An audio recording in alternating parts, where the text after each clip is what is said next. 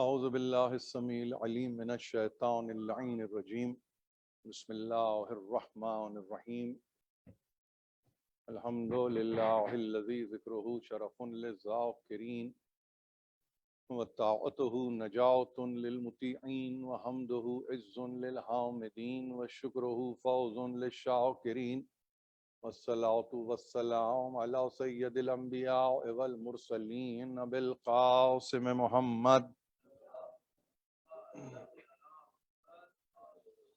وأهل بيته الطيبين الطاهرين المعصومين المظلومين الذين أذهب الله عنهم الرجس وطهرهم تطهيرا.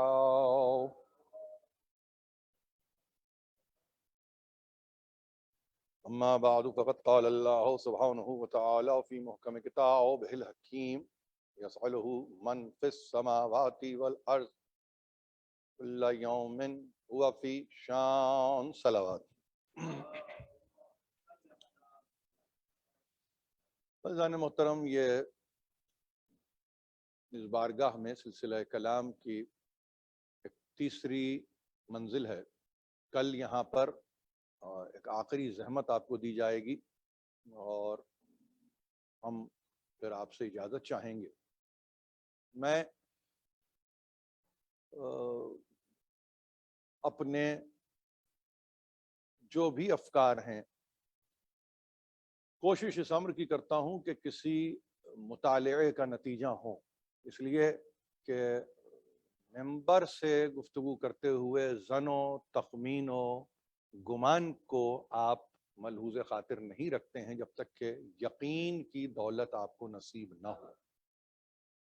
ہمارے لیے سرچشمہ ہدایت قرآن مجید ہے، اور جہاں قرآن مجید آپ کو کسی اعتبار سے محسوس یہ ہو کہ وضاحت چاہتا ہے تو اس کے لیے قول معصوم ہے.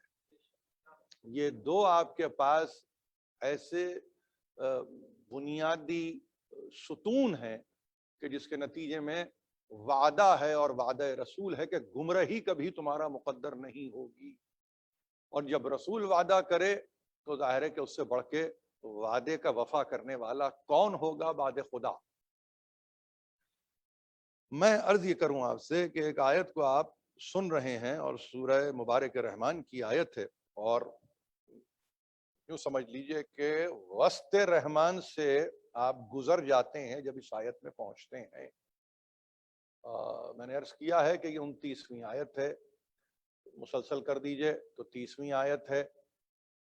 تو یہاں یہ گفتگو کی جا رہی ہے کہ جو بھی ذوی العقول میں ہے وہ اس سے سوال کرتا ہے، اس سے اپنے احتیاج کو، اپنی ضرورت کو بیان کرتا ہے، اور جو کوئی بھی آسمان و زمین میں، سماوات کا لفظ استعمال ہوا ہے تو آسمانوں اور زمین، اور اس کے بعد یہ کہا کہ ہر وقت ہی اس کی ایک نئی شان ہے، ہر آن نئی شان. یہ ترجمہ ہے. اس ترجمے کو ظاہر ہے کہ ضرورت پیش آئی کہ سوال کرنے والے کم از کم یہ سوال تو کریں کہ اس کی شان ہے کیا.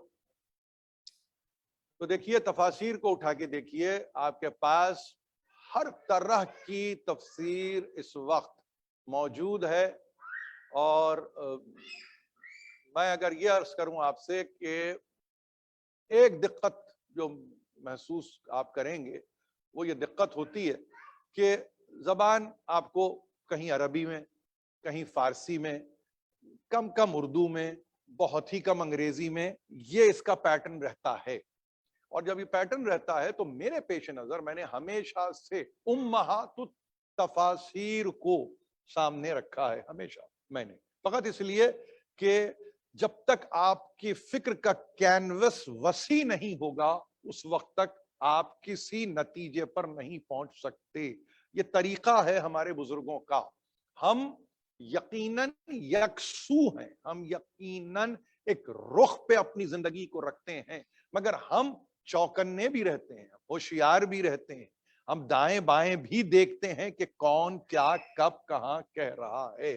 لہذا پوچھنے والے سائل نے پوچھا جبکہ آیت یہ کہہ رہی ہے یسألہ من فی السماوات والارض, اس سے سوال کرتے ہیں جو بھی آسمانوں اور زمین میں ہے.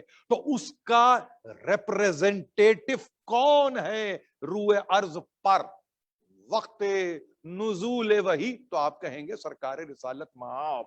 تفاسیر کو اٹھا کے دیکھ لیجئے کہ آپ کے پاس آلوسی تفسیر روح المعانی, البیان جناب اس نام کو بھی یاد رکھیں گے آپ, تبرسی, اور اسی طرح سے تبری ہمارے پاس. متفقہ نام دے رہا ہوں آپ کو کہ وہاں پہ انہوں نے یہ کہا کہ پوچھنے والے نے پوچھا کہ یہ بتائیے کہ شان الہی کیا ہے؟ تو فرمایا من شان ہی, اس کے شان میں, اس کی شان میں. ظاہر ہے اس کی عظمت کے تعلق سے, اس کی کبریائی کے تعلق سے, اس کی جلالت کے تعلق سے, اور ظاہر ہے کہ اس کی اس کیفیت کے تعلق سے کہ جہاں وہ کبیر ذل متعال کہلاتا ہے تو وہاں پہ کہا من شان ہی کیا ہے؟ یغفر ذنبن, یغفر ذنبن. اس کی شان قدرت یہ ہے کہ وہ گناہوں کو معاف کر دیتا ہے. اب دیکھیے یہ کوئی اور آپ کو نہیں بتائے گا جب تک کہ جس کے دل پہ قرآن نہ آیا ہو, کوئی نہیں بتا سکتا. وہاں پہ کہا کہ سنو اس کی شان میں اگر چند چیزوں کو یاد رکھو تو یاد رکھو یغفر ذنبن, وہ گناہوں کو معاف کر دیتا ہے. دوسری چیز اگر سمجھنا چاہتے ہو, یرفع قومن, وہ قوم کو اٹھاتا ہے, وہ قوم کو اٹھاتا ہے. یضع الاخرین, اور اس کے بعد وہ کیا کرتا ہے؟ انتہا پہ جانے کے بعد وہ سارے قصے کو مختصر کر دیتا ہے. یہ اس کی شان قدرت ہے, یہ اس کی شان قدرت ہے.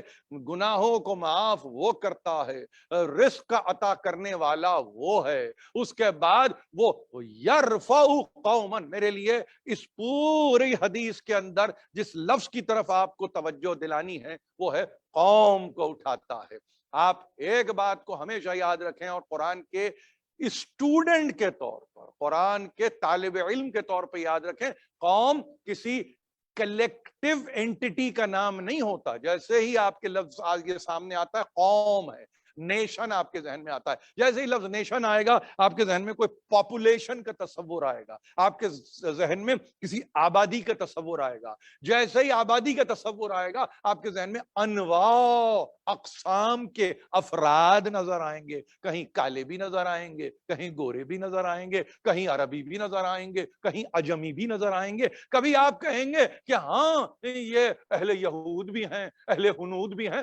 نہیں معلوم کتنی قسم کی انواع اور اقسام پر آپ بحث کر سکتے ہیں, مگر قرآن مجید نے ایک طریقہ کار کو مرتب کیا. اگر کردار انتہا کا ہے, اگر کردار کمال کا ہے, اگر ایک ہے, اکیلا ہے, تنہا ہے, واحد ہے, فرد فرید ہے, مرد رشید ہے, تو وہ قوم ہے. تنہا بھی قوم ہے. یہ قرآن مجید کا ترجمہ نہیں ہے, تفسیر میں ہے کہ اگر وہ کہہ رہا ہے کہ قوم کو وہ کھڑا کر دے گا تو ہمارے پاس علماء نے کہا کہ قرآن کے پڑھنے والوں کو یاد رکھنا چاہیے اس قوم کے اول ابو طالب ہیں. بہت غور سے سنیے اس بات کو, اس قوم کے اول ابو طالب ہیں, اور جو قوم کا اول ابو طالب ہوگا تو اس کا مطلب یہ وہ کس قوت کا حامل ہوگا. اس کے لیے لفظ قویم کے معنی کیا ہوں گے, اس کی انتہا میں قائم کے معنی کیا ہوں گے. اس لیے کہ وہ قوم ہے,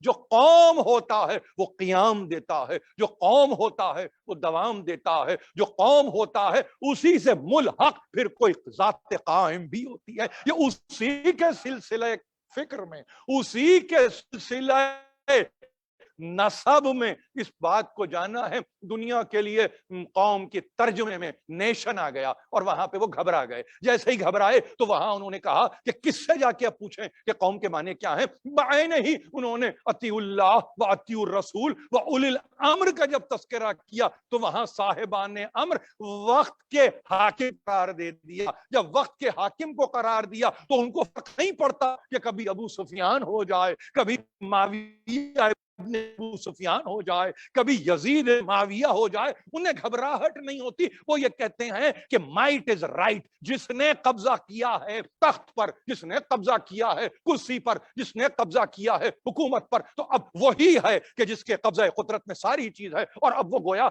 मालिक व मुख्तार बन बैठा। नहीं, ये तसव्वुर गलत है। इसलिए कि अगर आप ये कहें कि कौम के मानी हर एक के हो सकते हैं और कई एक इसमें शामिल हो सकते हैं, तो फिर किरदार का क्या कीजिएगा? किरदार का कुछ ना कीजिएगा तो गुफ्तार को कहां से लाइएगा? गुफ्तार को समझ में अगर आप नहीं ला सके अपनी फिक्र में, तो रफ्तार का क्या कीजिएगा? न किरदार, न गुफ्तार, न रफ्तार, और उसके नतीजे में कौम बन गई। यही हुआ। बस ये मैं लाना चाहता था इस पॉइंट पर कि जब कहा कि हर आन उसकी शान है, तो सुनो, एक बात को याद रखो, उसकी शान यह भी है कि वो एक मर्तबा मुस्तज़अफ़ीन में, कमजोरों में किसी एक को बुलंद कर लेता है, किसी और को क़ियाम देता है, किसी और को कवीम करता है, और उसके बाद वो कहता है अब ये मेरी कौम है, अब ये मेरी कौम है। तो अब किसी मंजिल पे अबू तालिब कौम नजर आए, किसी मंजिल पे अली इब्ने अबी तालिब कौम नजर आए, किसी मंजिल पे ज़ैनब उलिया कौम नजर आई, तो वहां जेंडर बेस्ड गुफ्तगू कुरान नहीं करता। ये हक छीनता नहीं है कि औरत से छीन रहा है, मर्द को दे रहा है। ये तसव्वुर नहीं है, ये अदले इलाही के खिलाफ है। जो हक की आवाज बुलंद करता है वही कौम है, कोई और कौम नहीं है। जरा सी तेज गुफ्तगू करने की आदत है, मुझे माफ कीजिएगा। मेरा वक्त हमारे डॉक्टर मसूद जैदी साहब ने बिल्कुल सही, ये मैं डिसिप्लिन्ड एक अप्रोच कहता हूं, यही तो इदारों को चाहिए। और क्या चाहिए, किस तरह से इदारे चलते हैं। जब तक डिसिप्लिन्ड अप्रोच नहीं होगी उस वक्त तक इदारा चलता ही। यही डिसिप्लिन को कायम की जनाब ज़ैनब ने, बस, और इससे ज्यादा नहीं कहना चाहता। डिसिप्लिन है, उस डिसिप्लिन को अगर तोड़ोगे तो ऐसे ही है जैसे इकोसिस्टम को आप तोड़ दें। और अगर इकोसिस्टम टूट जाए, जिसको आप इकोलॉजिकल सिस्टम कहते हैं, टूट जाए तो क्या होता है? तो आप कहते हैं बहुत बरसात होती है, बड़े जलजले आते हैं, बड़ा हंगामा खेज दुनिया की कैफियत हो जाती है। आप ये कहते हैं जमीन सरकती हुई नजर आती है। ये तो वक्त नहीं था, ये तो मौसम नहीं था, ये तो कैफियत नहीं थी, ये तो मानसून का सीजन था, मगर ये क्या हो रहा है? ये तो बारिश की बात थी, मगर ये क्या है कि सैलाब की सूरत है। हमने तो ऐसा नहीं देखा। क्यों देखते हैं आप? इसलिए कि आपने इकोसिस्टम को मुतासिर किया। जब आप इकोसिस्टम को मुतासिर करते हैं, कब? वेदर पैटर्न के अंदर, तो फिर वहां पे अगर फिक्र के इकोसिस्टम को आपने किसी तरह से मुंतशिर किया तो क्या होगा? फाजिर ही आएगा हुकूमत पे, फासिक ही आएगा हुकूमत पे, जालिम ही आएगा हुकूमत में, मुस्तबिद ही आएगा हुकूमत में। तो फिर आप घबराइए नहीं, इसलिए कि आपने किसी निजाम को मुतासिर करने की कोशिश की है। वो निजाम को मुतासिर ना करें। जनाब ज़ैनब ने एक बात को बता दिया कि देखो, सबसे पहले समझो, मेरे सिलसिले को देखो, और वो सिलसिला मेरा मुअय्यन सिलसिला है। देखिए, आप सलाम करते हैं, मैं अपनी गुफ्तगू में बिल्कुल यूं समझिए कि मुसलसल हूं। अस्सलामु अलैकी या मन नतकत का नुत्क़ अली इब्न अबी तालिब अलैहिस्सलातु वस्सलाम, ये जियारत के अंदर लफ्ज लिखे हुए हैं। सलाम हो उस पर कि जिसने कलाम किया है, और कलाम भी कलाम में मिस्ल अली इब्न अबी तालिब। किसी जियारत को हमारे पास कोई सूफी वली लिखवाता नहीं है, मासूम देता है जियारत।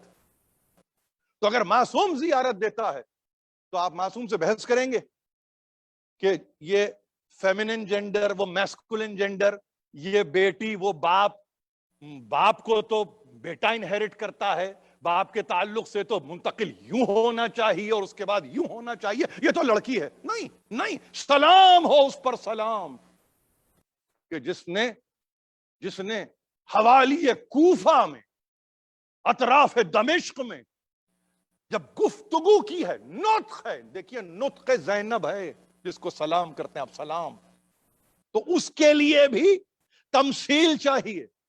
یعنی اس کا مطلب یہ ہے کہ انسان ہی کا حسب نہیں نسب نہیں ہوتا ہے، کلام کا بھی حسب نسب ہوتا ہے. اب اگر کلام کا حسب نسب ہوتا ہے تو حسب بھی درست ہو، نسب بھی درست ہو. یہ حسب کا مطلب بزرگی اور شرافت ہے، نسب کا مطلب سلسلہ آبا ہے. جہاں یہ سلسلے توأم چلتے ہیں تو وہاں پہ سلام اور سلامتی کا اعلان ہوتا ہے. اور جب سلام اور سلامتی کا اعلان ہوتا ہے تو کیا ہوتا ہے؟ آپ کہتے ہیں اس پر سلام ہو جس نے کہ نطق علی ابن ابی طالب سے گفتگو کی ہے. حیران مت ہوئیے، حیران مت ہوئیے، اس لیے کہ دربار جب بھرا ہوا تھا تو کہتے ہیں کہ زمین پر بیٹھی ہوئی زینب کھڑے جب ہوئی ہے تو سبوں نے دیکھا نہیں ہے. آواز کو سن کے ایک مرتبہ کہنے والوں نے کہا کیا علی دربار میں آ گئے؟ کیا علی دربار میں آ گئے؟ یہ لہجہ، یہ گفتار کا طریقہ، یعنی آپ یہ مت کہیے اس کو کہ آواز صوتی اثرات باپ کی طرح تھے، نہیں، صوتی اثرات کی گفتگو نہیں ہو رہی ہے. کہ آپ کے ذہن میں یہ آ رہی ہے کہ باپ کی آواز کس اعتبار سے؟ ارے فکر کی منزل پہ علی بول رہا ہے، ذکر کی منزل پہ علی بول رہا ہے، طلاقت و بلاغت و فصاحت کی منزل پہ علی بول رہا ہے. یہ جناب زینب کا طریقہ ہے گفتگو کرنے کا. اور معصوم اگر سلام بھیجے تو سلامتی ہے اس پر، اور جس پہ سلامتی ہوتی ہے اس کو موت نہیں آتی. بس یاد رکھیے زینب جی رہی ہے، زینب زندہ ہے، اس کا کلام زندہ ہے، اس لیے کہ نسبت اس کلام کی ہے امیر المومنین سے. امیر المومنین سے کل کسی موقع پہ ہمارے ڈاکٹر مسعود زیدی نے، میں نام اس لیے لے کے آ رہا ہوں کہ ہمارے بچے، ہماری بہنیں، ہمارے بھائی، انہوں نے ایک انداز سے کہا، اور اپنا انداز جو بھی ہوتا ہے اس میں ظاہر ہے کہ گزارش ہی انسان کرتا ہے، شرافت کا تو تقاضا یہی ہے. انہوں نے کہا فضائل. فضائل کس کے فضائل؟ ظاہر ہے زینوا مجالسکم بذکر علی ابن ابی طالب ہے، فضائل تو وہاں پہ معین ہے. انہوں نے کہا کہ اگر اس کا دیکھیے بات یہ ہو رہی ہے کہ طریقہ کار ایک اچھے اسکالر کا، میں اپنے آپ کو یہ بھی نہیں کہتا ہے کہ اچھے اسٹوڈنٹ کا یہ ہونا چاہیے، جب تک وہ ریلیونٹ ہے سب کچھ ٹھیک ہے. لیکن اگر آپ بھرتی کی گفتگو کریں تو وہ گفتگو کسی لائق نہیں ہوتی. آپ اسپیس کو بھی گھیر رہے ہیں، وقت کو بھی ضائع کر رہے ہیں. لہذا طریقہ کار کیا ہے؟ طریقہ کار یہ ہے کہ جہاں سلام بھیجا گیا اور یہ کہہ کے سلام بھیجا، اس پہ سلام جو بولی تو اس طرح بولی جیسے علی بولتے ہیں، جیسے علی بولتے ہیں. یاد رکھیے امیر المومنین کے تعلق سے فصاحت ہو کہ بلاغت، اس سے کامل کوئی ہے ہی نہیں. اب آپ نے کہا کہ یہ میں نے کیا کہہ دیا. ہمیشہ یاد رکھیے فصاحت کس کو کہیں گے؟ اگر آپ بچے بچیوں سے کوئی پوچھے بھئی یہ فصاحت و بلاغت کے معنی کیا ہیں، تو آپ کہیں گے ایلوکوینس ہے فصاحت. آپ کہیں گے بلاغت کیا ہے؟ کنسائسنس ہے بلاغت. ایلوکوینس کا مطلب کیا ہوا کہ جہاں آپ یہ کہیں کہ انتخاب الفاظ کا ہو گیا فصاحت میں. بہت غور سے سنیے، بہت غور سے سنیے. جب آپ کہتے ہیں نا یہ فصیح ہے، یہ بلیغ ہے، اب یعنی صفت آئی نا. پہلے تو آپ یہ کہیں گے کہ ہاں یہ صفاتی گفتگو ہے، نہیں، اب آ جائیے موصوف، یہ فصیح، یہ بلیغ. یعنی اس کا مطلب کیا ہوا؟ اس کا مطلب یہ کہ ایک ایک لفظ چنا ہوا ہے، ایک ایک لفظ چنا ہوا ہے. یہ ایسا نہیں ہے کہ ابنڈنس میں انہوں نے کسی شے کو اٹھا لیا ہے، نہیں. ایک مرتبہ جب استعمال کیا تو جتنے دنیا کے اسکالرز ہیں جنہوں نے بھی اس خطبے پہ کام کیا، انہوں نے کہا اس میں کمال فصاحت ہے، کمال بلاغت. اب آپ یہ کہیں کمال فصاحت، ایک بہترین کلام، بہترین الفاظ کا چناؤ، بہترین ایکسپریشنز کا چناؤ. اور بلاغت وہ جو الفاظ آپ نے فصاحت میں چنے ہیں ان کا برمحل استعمال بلاغت ہے. یہ بات یاد رہے گی آپ کو. زیادہ گفتگو نہیں ہے، میرے پاس وقت معین ہے، بہت تیز گفتگو کا عادی ہوں، اب تک تو یہی ہے، آگے اللہ بہتر جانتا ہے. دیکھیے انتخاب کلام فصاحت، اس انتخاب کلام کو برمحل استعمال کرنا بلاغت، جس کو آپ کہتے ہیں نا کہ آپ نے کہا کہ ہاں ایلوکوینس ہوا، ہاں ایلوکوینس. اور اس کے بعد آپ نے کہا کنسائسنس، پریسائسنس، کہ اب اس کو آپ نے بلکہ اس کو چھوڑ دیجیے دو لفظوں کو، اس کا ایپلیکیشن، اس کا اطلاق. لفظ تو سب کے پاس ہیں، 5 لاکھ لفظ لکھے ہیں لغت میں اس وقت، 5 لاکھ فرہنگ میں لفظ ہیں. کتنے لفظ ہم اور آپ استعمال کرتے ہیں؟ انگلیوں پہ گن لیجئے، چند 100، اس سے زیادہ آپ لفظ استعمال نہیں کرتے. پوری لغت کی لغت خالی ہے. والیوم کے والیوم ہیں، 30 والیوم پہ اب تو آ گئی ہیں آپ کے پاس، یعنی اردو لغت کی بات کر رہا ہوں. تو وہاں پہ اٹھانا لفظوں کو، یعنی اس میں انتخاب کرنا. بہت غور سے سنیے، میری تقریر بہت متوجہ رہ کے اٹھائیں گے آپ لفظوں کو، اور اس کو اٹھانے کے بعد ان کو اپلائی کر دیں گے آپ. تو یہ فصاحت ہے، یہ بلاغت ہے. بیک وقت دونوں کاموں کو کرنا، ایک وقت میں کرنا. کون سے وقت میں؟ کس وقت میں؟ آسائش کے وقت میں، آرام کے وقت میں، اطمینان کے وقت میں. کون سے وقت؟ کس وقت؟ کہ جب آپ کے خلاف زمانہ ہو، جب آپ کے ضد پہ زمانہ ہو، جب آپ کی ضد پہ زمانہ ہو، جب کیفیت یہ ہو کہ آپ یہ کہیں کہ ایک بھی ان میں اپنا نہیں ہے. اور اس وقت، یعنی چناؤ کا وقت نہیں ہے. یہ لکھ کے خطبہ تیار نہیں ہوا. ہمیشہ یاد رکھیے، ہمیشہ یاد رکھیے، اگر سرمن کی تاریخ جاننا ہے، ہوملی کی تاریخ جاننا ہے، یہ 2 لفظ دے رہا ہوں آپ کو. سرمن، جس کو آج کے زمانے میں آپ کہتے ہیں خطبہ. ہوملی آپ کو معلوم ہونا چاہیے ایک ایسی کیفیت کا نام ہے جس کو آپ کہتے ہیں کہ جہاں جنرل گفتگو ہو جاتی ہے اور جس کو باقاعدہ لکھ کر پڑھ دیا جاتا ہے، جس کو آپ کہیں گے پیغام. یہ پوپ کا طریقہ ہے کہ آپ کے آج موجودہ کرسچینٹی میں ابھی تو ہنگامہ برپا ہے اس ہوملی کے اوپر، اہل یہود میں اور اہل نصارہ میں. اگر آپ کی نظر سے آج کی تاریخیں اور آپ کی کرنٹ افیئرز آپ کی ذہن میں، تو آپ کو معلوم ہے کہ پوپ نے کیا کیا اپنی ہوملی، کسی سنڈے کی ہوملی میں کیا کیا پوپ نے کچھ نہیں کہا. پوپ نے کہا کہ زندگی کے معنی اس وقت ہوں گے جب تعلق تمہارا عیسیٰ سے ہوگا. پورے یہود ایک مرتبہ کھڑے ہو گئے پوپ کے خلاف. آج یہ اسی ہفتے کی گفتگو کر رہا ہوں. انہوں نے کہا کہ یہ کیسے کہہ دیا، ہم تو توریت کے ماننے والے ہیں، اور تم ظاہر ہے کہ بائبل کے ہو، اور تم ظاہر ہے کہ پیر مغاں ہو. لیکن تم نے یہ کہہ کر نہ صرف یہ کہ ہمارے جذبات کو ٹھیس پہنچائیے، بلکہ تم نے ہمارے عقائد پر بھی زد لگائیے. تو آپ حیران ہوں گے، ویٹیکن کا ترجمان آتا ہے اور آنے کے بعد اس کو وڈرا نہیں کرتا، ایکسپلینیشن دیتا ہے. کس کے کلام پہ؟ امام کے کلام پہ. اور اس کے بعد وہ یہ وضاحت پیش کرتا ہے، اس سے مراد پاپائیت کی یہ نہیں تھی جو تم سمجھ رہے ہو. یہ ایک ایسی گفتگو تھی کہ جس کا تعلق سرمن سے نہیں تھا، یہ ہوملی تھی. آپ کے سامنے ہے نا، ساری چیزیں آپ کے سامنے. میں نے کیوں کہا آپ سے؟ میں نے اس لیے کہا کہ وہاں لکھت، پڑھت، اس کے بعد اس پہ 10 نگاہیں، اس کے بعد اس پر پوری کمیشن کا بیٹھنا، اس کے بعد لفظوں کی نشست و برخاست، اس کے یعنی معلوم یہ ہوا ایک سرمن اور ایک ہوملی پہ 400 آدمی کام کر رہے ہیں. ایک پورا کمیشن بیٹھا ہوا ہے اور وہ بات کر رہا ہے کہ اس سے مراد یہ ہے. اس کے بعد بھی غلطی ہو جائے، اس کے بعد بھی پوپ سے خطا ہو جائے، اس کے بعد بھی پوپ سے کسی صورت غلطی اس انداز کی کہ جس میں دوسرے عقیدہ زد پہ آ جائے، اور اس کے بعد وڈرا نہیں کرنا پڑے، وضاحت دینا پڑے. اس سے مراد یہ نہیں تھی.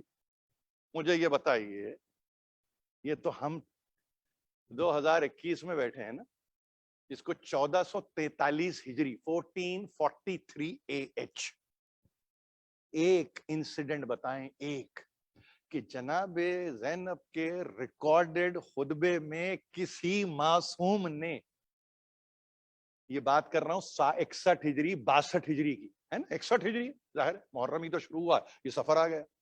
کسی نے یہ کہا ہو کہ یہ جو صرف کیا ہے یہاں محاورہ یہ غلط تھا، ایسا نہیں کرنا چاہیے تھا، اس سے فلاں کی دل آزاری ہو گئی، اس سے فلاں کو تکلیف ہو گئی، اس سے عقیدہ متزلزل ہو گیا، اس سے اموی خلافت یعنی یوں سمجھو اکھڑ کے رہ گئی. کسی نے کچھ نہیں کہا.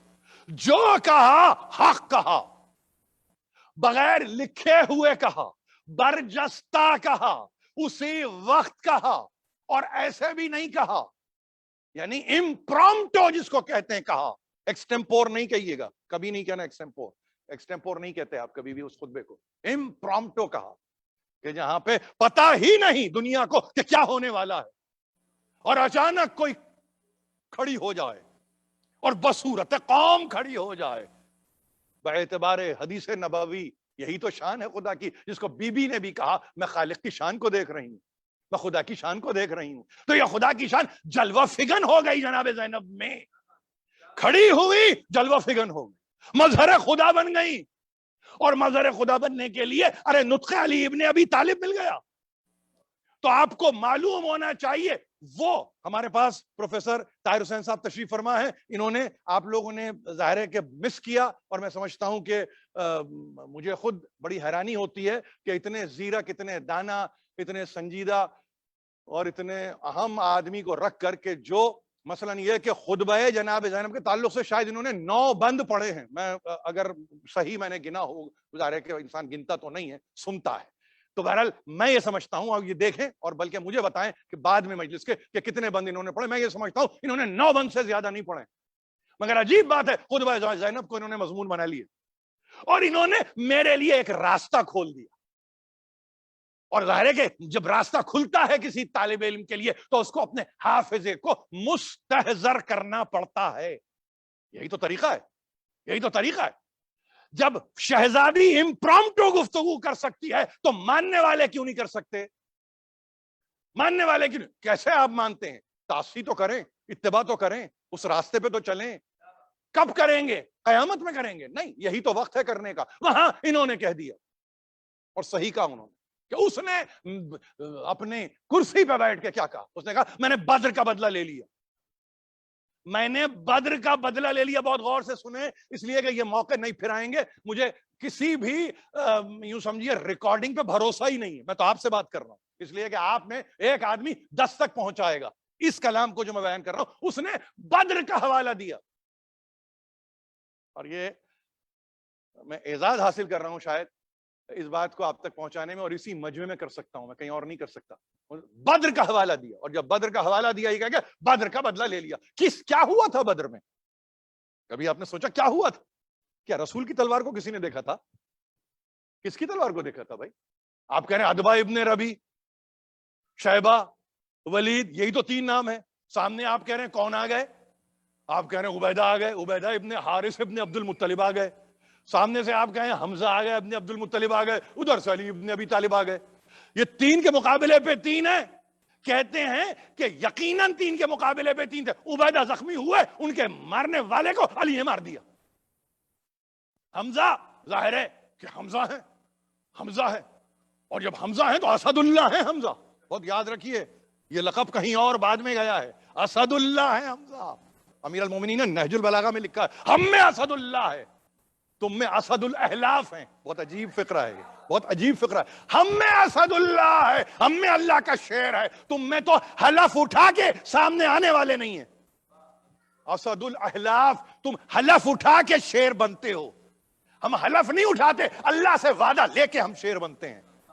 اور جب ہم بنتے ہیں تو سنو یہ ہے حمزہ, اور وہاں پہ بدر میں اکھاڑ کے رکھ دیا. یہی تو امیر المومنین نے کہا میں نے تمہیں تہس نہس کر کے رکھ دیا. شدقن بے بدرن, میں نے تمہارے پرخچے اڑا دیے تھے بدر میں. امیر المومنین خطبہ ہے نہج البلاغہ میں. میں نے تمہارے نانا کو میں نے قتل کر دیا, میں نے تمہارے ماموں کو قتل کر دیا, میں نے تمہارے بھائی کو قتل کر دیا, اور حیران یہ ہوتا ہوں قتل کرنے کے بعد تم مجھ سے آنکھیں ملا کے بات کرتے ہو. یہ امیر المومنین ہے. عتبہ ابن ربی شیبہ کو قتل کر رہے ہیں. حنظلہ ابن ابو سفیان کے متعلق تو امیر المومنین نے, اگر میں یہ اضافہ نہیں کر رہا ہوں, ایک مسکراہٹ ہے میرے مولا کی جب معاویہ نے کہا مقابلے کے لیے آ جاؤ, کہا حنظلہ ابن سفیان کو, ابو سفیان کو اس طرح میں نے مارا تھا کہ اس کی آنکھیں باہر ہو گئی تھی, اور اس کے باوجود تم مجھ سے لڑنے کی بات کرتے ہو. سنو وہ سیف اب بھی میرے پاس ہے, مگر سیف سے کچھ نہیں ہوتا جب تک کہ علی کا دل کسی کے پاس نہ ہو. قلب علی تو رکھو پہلے. میں اس قلب سے جا پڑتا ہوں, تلوار سے جا نہیں پڑتا دشمن پہ. عجیب بات, عجیب بات ہے. وہ کہہ رہے بدر کا بدلہ لے لیا. بہت غور سے سنیے تقریر اپنے, بالکل بالکل میرے پاس بالکل وقت نہیں ہے, کل آخری تقریر ہے اور میں چاہوں گا کہ اس کو سنیں. مجمع سے مجھے کوئی دلچسپی نہیں ہے، جتنے آ رہے ہیں وقت پر آ رہے ہیں، صحیح آ رہے ہیں، مطالبہ میرا یہ ہوتا ہے ذرا ایسے وقت پہ آ جائیں کہ ذاکر اول کو تو سنے، ذاکر دوم کو تو سنے، میں تو تیسرا ذاکر ہوں، میری کوئی حیثیت نہیں، میری کوئی حیثیت نہیں ہے، بہترین پڑھنے والے مجھ سے پہلے پڑھ دیتے ہیں۔ اور ظاہر ہے کہ میں نے کہا نا، میں نے انسپریشن فوراً لے لی، میں نے کہا کہ وہ جو بیٹھے ہیں پیچھے وائس پریزیڈنٹ، انہوں نے کہا فضائل علی، میں نے کہا میں ایک طریقے سے بیان کر دوں گا، مطمئن رہیے۔ بدر کا تب اعلان کیا، بدر کا اعلان کیا کس نے؟ یزید نے، جواب میں احد کی ساری آیتیں جناب زینب نے پڑھ دی۔ یہ کبھی کسی نے آپ کو اگر اس کی طرف متوجہ بھی کیا ہو اور نہیں کیا ہو تو میرے حق میں دعا کریں۔ بدر کا تانا دیا ہے یزید نے کہ ہم نے بدر کا بدلہ لیا۔ آل عمران میں سورہ احد، جنگ احد کے تعلق سے، سورہ آل عمران میں جنگ احد کے تعلق سے جو آیتیں تھی سب پڑھ دی۔ یعنی تم بدر کے بدلے کی بات کرتے ہو، احد میں بھاگتے ہوئے تمہیں یاد نہیں ہے کہ کون کون بھاگا تھا؟ کبھی آپ معلوم ہے کہاں سے آیتیں پڑھ رہے ہیں؟ پہلی آیت تو سورہ روم سے پڑھ دی، ثم كان عاقبة الذين اساءوا السوء ان كذبوا بآيات الله وكانوا بها يستهزئون۔ عاقبت بری اس کی عاقبت ہے، برائی جو کرتا ہے عاقبت بھی اس کی ختم ہو گئی۔ کیوں؟ اس لیے کہ وہ آیات الہی کی تکذیب کرتا ہے، بہتان باندھتا ہے اللہ پر، وہ بہتان باندھتا ہے۔ کیا بہتان باندھا تھا آپ کو معلوم ہے؟ قل اللہم مالک الملک تؤتی الملک من تشاء تنزع الملک ممن تشاء تعز من تشاء وتذل من تشاء بیدک الخیر انک علی کل شیء قدیر۔ یہ آیت پڑھ دی، غلط وقت پہ پڑھ دی اور غلط ہستی کے سامنے پڑھ دی۔ زینب کے سامنے آیت پڑھ دی قرآن کی، پوری آیت قرأت میں صحیح ہے، پڑھت میں صحیح ہے، مگر جب معانی و مفاہیم میں آئی تو آیت غلط ہو گئی۔ اور ایسے غلط ہوئی کہ تو جسے ملک سمجھ رہا ہے تجھے معلوم ہی نہیں کہ ملک کہتے کسے ہیں، تو جانتا ہی نہیں ملک کے معنی کیا ہیں۔ اس لیے کہ ہر آیت کا ایک نتیجہ ہے، انک علی کل شیء قدیر، بے شک پروردگار تو ہر شے پر قدیر ہے، صاحب قدرت ہے، دست قدرت ملک ہے۔ حدود اربعہ کا نام ملک نہیں ہے، جیوگرافک لوکیشن ملک نہیں ہوتی، یہ قرآن کا ڈکشن ہے بھائی، یہ قرآن کی ٹرمینالوجی ہے، یہ قرآن کی فکر ہے۔ میں کہاں لے جاؤں آپ کو؟ جب ملک میں فرق پیدا ہو رہا ہے تو قوم میں کیوں فرق پیدا نہ ہو؟ تو وہاں پہ اس نے یہ سمجھ کر یہ آیت پڑھ دی اور اس کے بعد یہ کہا کہ بدر کا بدلہ لے لیا۔ انہوں نے کہا تم نے بدر کا بدلہ لیا، اب میں بتاتی ہوں تم نے کیا بدر کا بدلہ لیا۔ انہوں نے کہا سنو، لا یحسبن الذین، کیا؟ انما نملی لہم خیر لانفسہم انما نملی لہم لیزدادوا اثما ولہم عذاب مہین۔ یزید یاد رکھنا، ایک بات کو یاد رکھو اور میری بات کو یاد رکھو کہ اگر ذرا سی تمہیں مہلت خدا دے رہا ہے تو تم اپنے نفس کے لیے خیر سمجھ رہے ہو؟ نہیں، مہلت وہ اس لیے دے رہا ہے کہ تم اپنے عذاب میں اضافہ کرو، عذاب میں اضافہ۔ اب پڑھ دی آیت، اس کے بعد سن یزید، جس کے متعلق تو یہ سر سامنے رکھ کے کہتا ہے نا کہ میں نے مار دیا اور بدل کا بدلہ لے لیا بدر کا، تو پھر آیت کو آل عمران سے جو احد کے موقع پہ اپلائی ہوئی، لا تحسبن الذین قتلوا فی سبیل اللہ امواتا بل احیاء عند ربہم یرزقون۔ گمان بھی نہ کرنا، آنے واحد کے لیے گمان نہ کرنا، تم گمان بھی نہ کرنا، گمان یعنی for flash of a second کوئی تمہارے دل و دماغ میں ایسی رعب ہی نہ آئے، یہ گمان کا میں ترجمہ کر رہا ہوں آپ کے سامنے، ایسی رعب ہی نہ آئے، الیکٹرک امپلس کہتے ہیں نا، آئی اور گئی، کبھی بھی تمہارے پاس نہ ہو، کیا کہ جو اللہ کی راہ میں مارے جاتے ہیں نا وہ قتل ہو گئے، عند ربہم یرزقون۔ ارے ابھی تو سر سامنے رکھے ہیں نا، وہ کھاتے کیسے ہیں، وہ پیتے کیسے ہیں، جسم تو ان کے ہیں وہاں پہ، تف میں پڑے ہوئے ہیں، نینوا میں پڑے ہوئے ہیں، کربلا میں پڑے ہوئے ہیں، اور سر یہاں پر ہے، یعنی بدن کہیں ہے سر کہیں ہے، اور زینب یہ کہہ رہی ہے عند ربہم یرزقون، یہ اپنے رب کی بارگاہ میں کیا کر رہے ہیں؟ رزق پا رہے ہیں، پائیں گے نہیں۔ یہ ترجمہ نہیں ہوتا قرآن کا. عزیزو سنو, اندا ربہم یرزقون, ہر زمانے میں ان کو رزق ملتا رہے گا اور یہ رزق پاتے رہیں گے. جسم الگ ہے, سر الگ ہے, تن الگ ہے, سر الگ ہے, یعنی راس یہاں پر ہے, باقیات وہاں پر ہیں. مگر سنو, یہی بتا رہے ہیں, بتانا چاہتی ہوں تم کو, تمہاری سمجھ میں کہاں آئیں گی یہ باتیں. تمہارے آبا اگر احد کے دن رکتے تو معلوم ہوتا نا کہ قرآن کے معنی کیا ہے. قرآن کے معنی کیا ہے, پڑھ دی دوسری آیت. اور اس کے بعد تیری سمجھ میں اگر بات نہیں آتی, سن لے, حسبنا اللہ و نعم الوکیل, کافی ہے ہمارے لیے اللہ, اور اس سے بڑھ کر کوئی وکیل ہے ہی نہیں. وکالت کرنے والا, وکالت کرنے والا, یاد رکھو, یاد, تقریر اپنی انتہا پر ہے. حسبنا اللہ و نعم الوکیل پہ خطبہ تمام ہوا. خطبے کی کل آیتیں 8 سے 10 ہیں, مگر 3 یہ ایسی آیتیں ہیں جس کو آل عمران سے پڑھ دیا, احد کا تذکرہ کر دیا. اور سنو, یہ حسبنا اللہ و نعم الوکیل کی تاریخ سننا ہے تو سنو, یہ اس وقت کی بات ہے کہ بھاگتے ہوئے لشکر میں کسی نے آ کے, کوئی اور نہیں تھا, وہ شیطان ہی تھا, وہ کہنے لگا کہ ابھی آ رہے ہیں پلٹ کے حملہ کرنے والے. تو علی ابن ابی طالب جو زمین پر بیٹھے ہوئے تھے, ایک مرتبہ سورت دیکھ کے کہا, کس کو ڈراتا ہے, کس سے ڈراتا ہے, سن لے, جا کے کہہ دے حسبنا اللہ و نعم الوکیل. علی کی زبان سے پہلے جملے نکلے, آیت بعد میں بنی. آپ سمجھتے ہوں گے یہ تعلی ہو گئی, آپ سمجھ رہے ہیں غلو ہو گیا, شاید آپ کے ذہن میں فوراً آیا ہوگا. آپ یہ سمجھتے ہوں گے یہ کیا بات کر کے چلے گئے. ارے تو بھائی اسی لیے تو کہتے ہیں فرمان علی کو پڑھو, اسی لیے تو کہتے ہیں کہ قرآن کو پڑھو, اسی لیے تو کہتے ہیں حاشیے کو پڑھو, اسی لیے تو کہتے ہیں کہ فٹ نوٹ کو پڑھو. پڑھو تو آبجیکشن ریز کرنے سے کچھ نہیں ہوگا. حسبنا اللہ و نعم الوکیل, وہ آیت قرآن میں گئی, مارے کا احد کا تھا. آج جس کو کبھی کوئی مشکل پیش آئے تو وہ کچھ نہ کہے حسبنا اللہ و نعم الوکیل, کافی ہے اللہ ہمارے لیے. ایک جملہ ہی کہوں گا اس لیے کہ اس کے لیے تو جملہ ہی ہے, مگر جانتا ہے کہ آیت پڑھ رہی ہے. حسبنا اللہ, یہ باقیات ہیں حسبنا کتاب اللہ کی, جس کے سامنے زینب کہہ رہی ہے حسبنا اللہ. اس سے بڑھ کے کوئی توحید پرست ہوگا, اس سے پڑھ کے کوئی معبود حقیقی کا ماننے والا ہوگا. تم کتابوں میں کیا ٹٹولتے ہو یہ کہہ کے کہ کتاب کافی ہے. ارے اللہ کو تو پہلے اپنے لیے کافی بناؤ, اللہ کو تو کافی بناؤ. اور اللہ کافی اس وقت ہوگا جب اللہ پہ عقیدہ ہوگا. عقیدہ توحید پہ نہیں ہے, کتاب کو آپ چلے پروموٹ کرنے. عقیدہ اللہ پہ نہیں ہے مگر کتاب میرے لیے کافی ہے. یہ سمجھ میں میری بات ہی نہیں آئی, سمجھ میں بات ہی نہیں آئی. ارے بھائی جس دور میں جی رہے ہیں, سیاٹل میں زندگی گزار رہے ہیں, کارپوریٹ ورلڈ میں آپ ہیں, آپ کو معلوم ہے آپ کا امپلائر یہ کہتا ہے آپ سے کہ دیکھو ٹرسٹ کرو پہلے اپنے پروڈکٹ پہ, اس کے بعد کسی اور کا تذکرہ کرنا.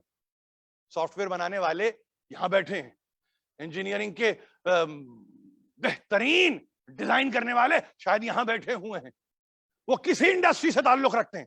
وہ کہتے ہیں اپنے پہلے مصنوع پہ فیت تو رکھو, پروموٹ تو بعد میں کرنا. اللہ پہ ایمان نہیں ہے, کتاب کی پروموشن ہو رہی ہے. اور کتاب کی پروموشن ہمارے لیے کتاب کافی ہے. اللہ کافی تھا کبھی تمہیں؟ اللہ کافی تھا. احد میں یہ سبق دے دیا امیر المومنین نے, حسبنا اللہ و نعم الوکیل. یعنی ایسے ہی اللہ کافی نہیں ہے, ایسے ہی کافی نہیں ہے, میرا وکیل بھی وہی ہے, میرا وکیل بھی وہی ہے. یعنی وکیل کا مطلب جس پہ میں نے توکل کیا ہے. بہت عجیب بات کر رہا ہوں آپ سے, ترجموں کو ذرا سمجھیے. وکیل کے معنی ڈیفینڈر نہیں کہتے آپ کے پاس اصطلاح کچھ اور ہے وکیل کی, جیسے کوئی آپ کا کیس لڑ رہا ہے. نہیں, بھروسہ کرو اس پہ, اور جب بھروسہ کرتے ہو تو اس کو کوشچن نہیں کرتے, اس پہ شک نہیں کرتے. ہمارے پاس اس لیے مشکل ہے, ہم سے جب کوئی گفتگو کرتا ہے کہتا ہے آپ تو بہت ڈیپ ڈاؤن چلے گئے. ارے بھائی ڈیپ ڈاؤن کیوں چلا گیا؟ اگر قرآن میری زندگی ہے تو میں کیا گفتگو کروں آپ سے؟ وکیل کے معنی کیا لوں؟ $500 an hour؟ میرے پاس تو وکیل کے معنی ہی نہیں ہے. حسبنا اللہ و نعم الوکیل پہ اگر کوئی پورا اترتا ہے تو وہ لاؤ. تو اب یا تو خدا بنے یا اس کا رسول بنے یا علی ابن ابی طالب بنے.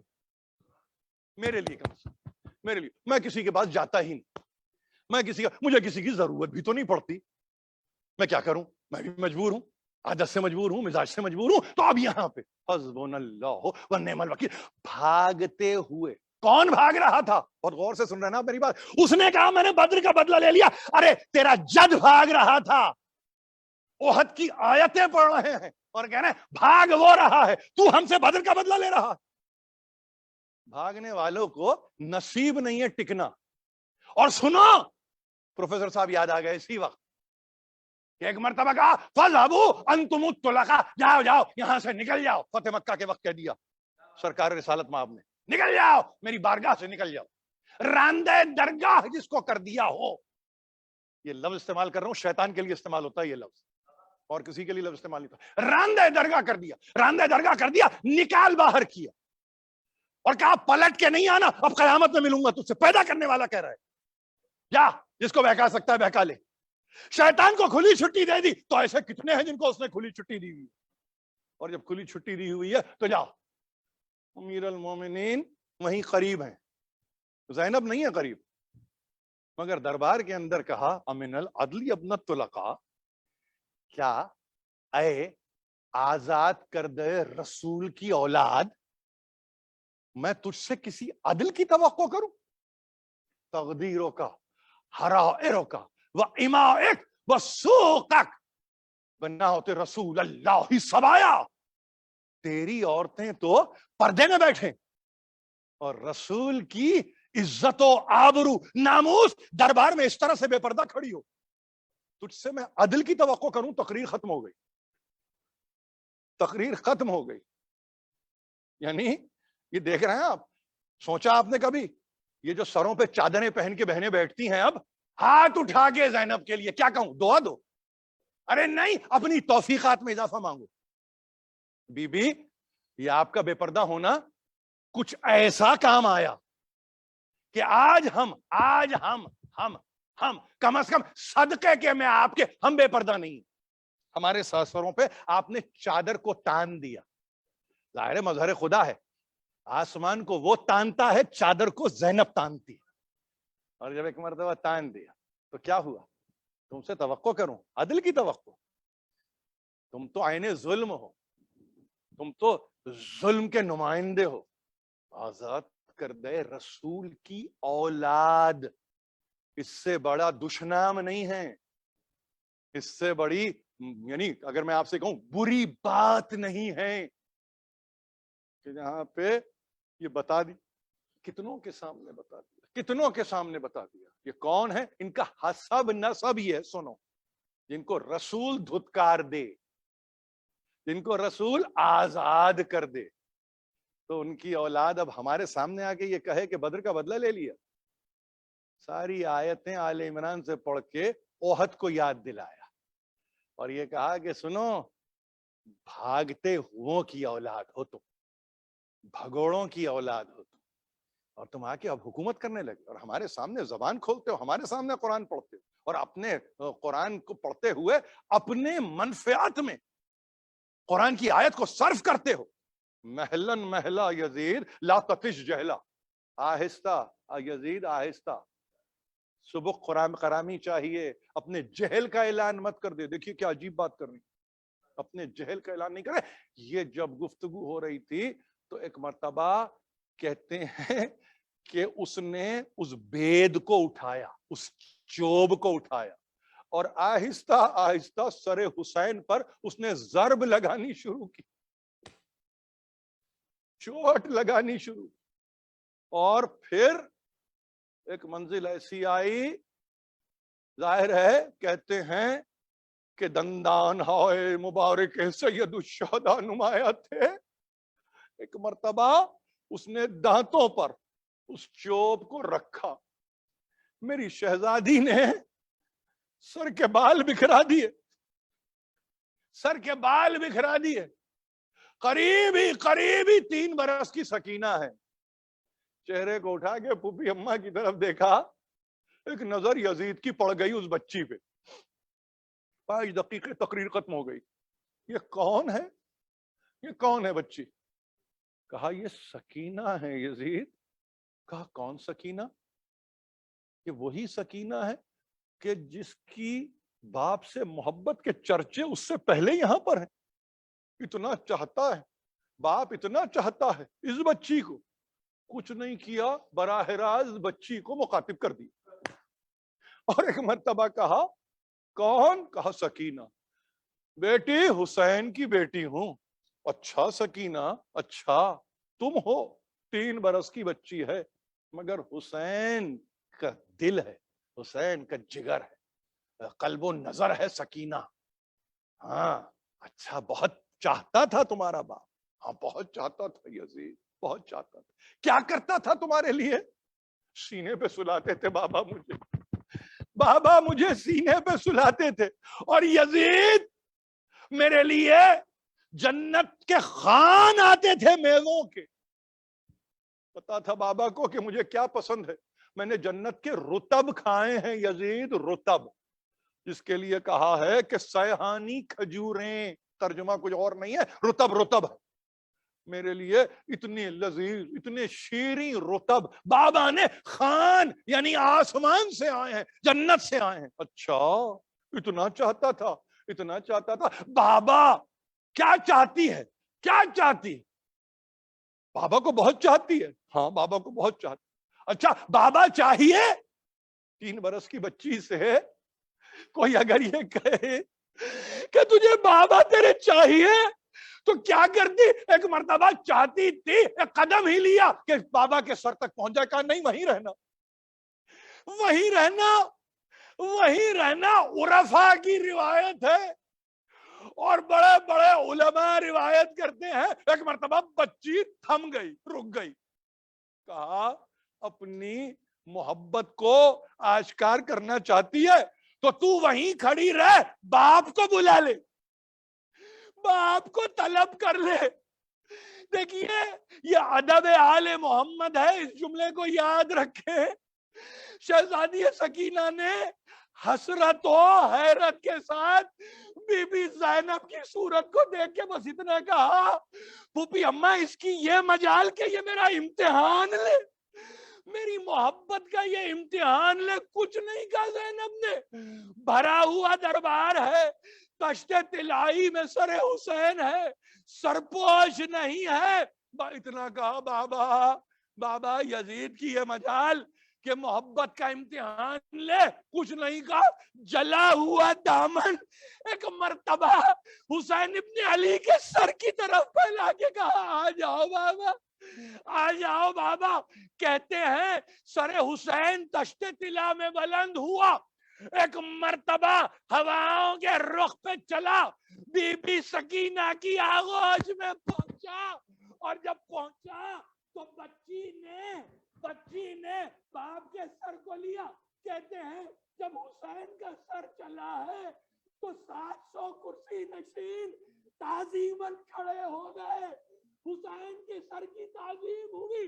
بچی نے اپنے رخسار کو باپ کے رخسار پہ رکھ کے بس اتنا کہا، بابا کس نے مجھے اس چھوٹے سے سن میں یتیم کیا، کس نے مجھے اس چھوٹے سے سن میں آپ سے الگ کر۔ الہی و سیدی و مولاي و ربی، پروردگار خلیل توسل ہم سے قبول فرما، جو ہم نے پریشان ہیں ان کی پریشانیوں کو دور کر، جو بیمار ہیں شفاعت عاجل عطا کر، جو بے روزگار ہیں وہ آستہ شہزادی سکینہ کا روٹی روزی درست فرامان نصیب کر۔ پروردگار